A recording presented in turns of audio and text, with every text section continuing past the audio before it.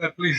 देखिए, ये मेरा सौभाग्य है कि हिंदुस्तान के इतने बड़े बड़े शिक्षकों को हम एक साथ जोड़ सके। हमको ये अपने आप में हम एक अचीवमेंट मानते हैं आप। और ये और देखिए, हम लोग के पास भी जब हम लोग शिक्षा व्यवस्था में आ रहे थे, तो हम लोग को भी बहुत सारे प्रलोभन दिए गए, लालच दिए गए, करोड़ों रुपए हम लोगों में ठुकरा दिए, क्योंकि हमें क्या चाहिए, आप लोगों तक उस चीज को पहुंचा जा सके। यहाँ पे समझा कि ना गया अब? तो जो सपना लेके आए थे, अब आप लोग के हाथ में है उस चीज को पूरा करना।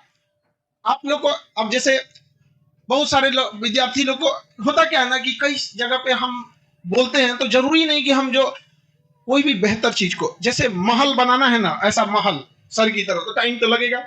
झोपड़ी बनाने में क्या जाता है, रेडीमेड भी मिलता है, ले आके टांग दो। तो हमको भी अगर ऐसा ही ले आके रखना रहता था, किसी से ले आके पढ़वा देना है, आपके ऊपर हाथ साफ करके चल जाए तो हम तो कुछ भी कर सकते थे, एक दिन के अंदर पूरी टीम रेडी हो सकती थी। लेकिन इतना टाइम लगा, उसके पीछे भी यही रीजन है। समझ में कि नहीं आ गया? तो सर जब क्लास लेंगे, तो जब तक क्लास स्टार्ट नहीं है तब तक भर की ही दिक्कत है। बाकी आपको किसी चीज की नहीं, हिस्ट्री का टेंशन आप दिमाग से निकाल दीजिए। जैसे क्लास खत्म होगा, आपको एहसास होगा, एक बात का तो एहसास होगा, वो हम आपको भी बताते हैं, कि इतिहास को डराया गया है।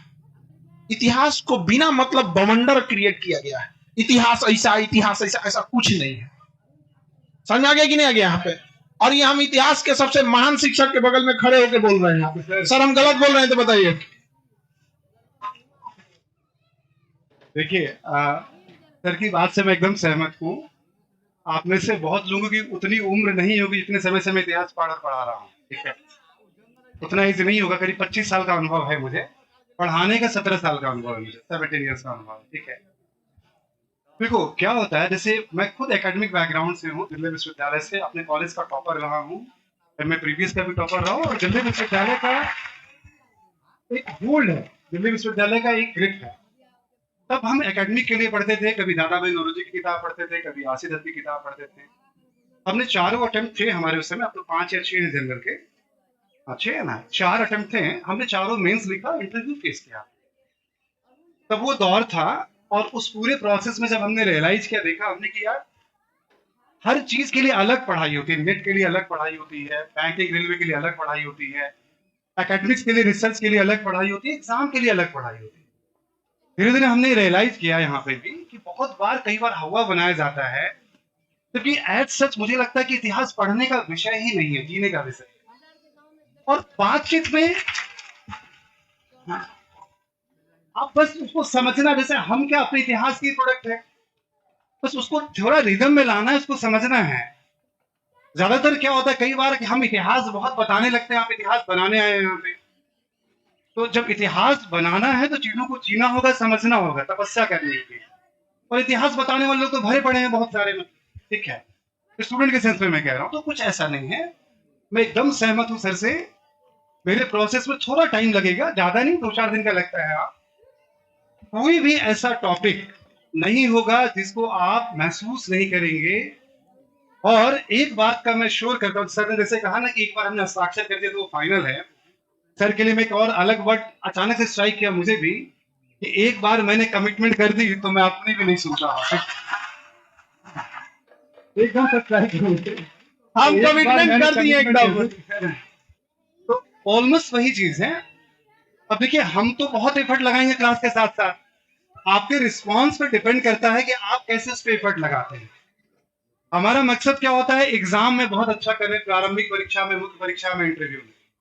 मैं अभी इस स्थिति में हूं, जो टॉपिक कहा जाए पीटी के लिए, मेंस के लिए, इंटीग्रेटेड, जो टॉपिक इतिहास, अभी इस स्थिति में राइट ना हूं, कोई भी टॉपिक अभी बस ये बोर्ड पे लूंगा और पढ़ाना शुरू कर दूंगा। इसके लिए मुझे कुछ देखने की जरूरत नहीं है।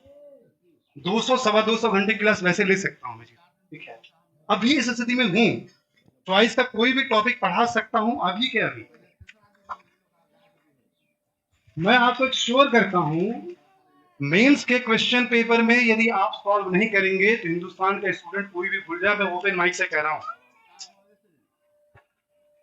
टीचर को भी सोचना पड़ेगा सॉल्व करने के लिए, टीचर को भी सोचना पड़ेगा सॉल्व करने के लिए। प्रारंभिक परीक्षा के लिए मैं आपको इतना श्योर देता हूं कि पीटी क्वालिफाई करना होता है सभी विषयों को पढ़ के, सीसेट को मिला करके, ना कि हम हिस्ट्री में चैंपियन बन जाए।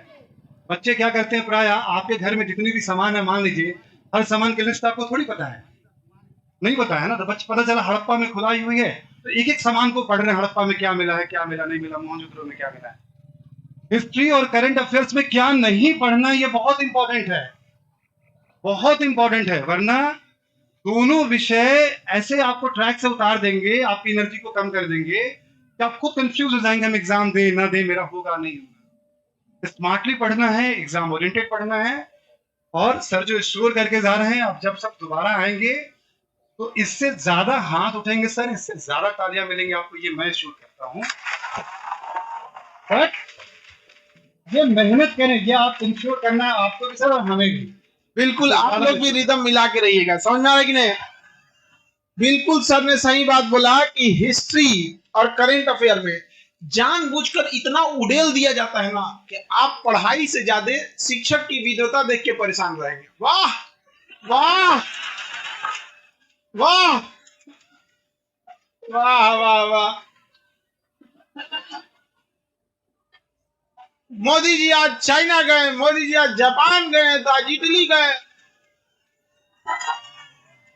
अगले दिन वो खोज रहा है मोदी जी कहाँ गए।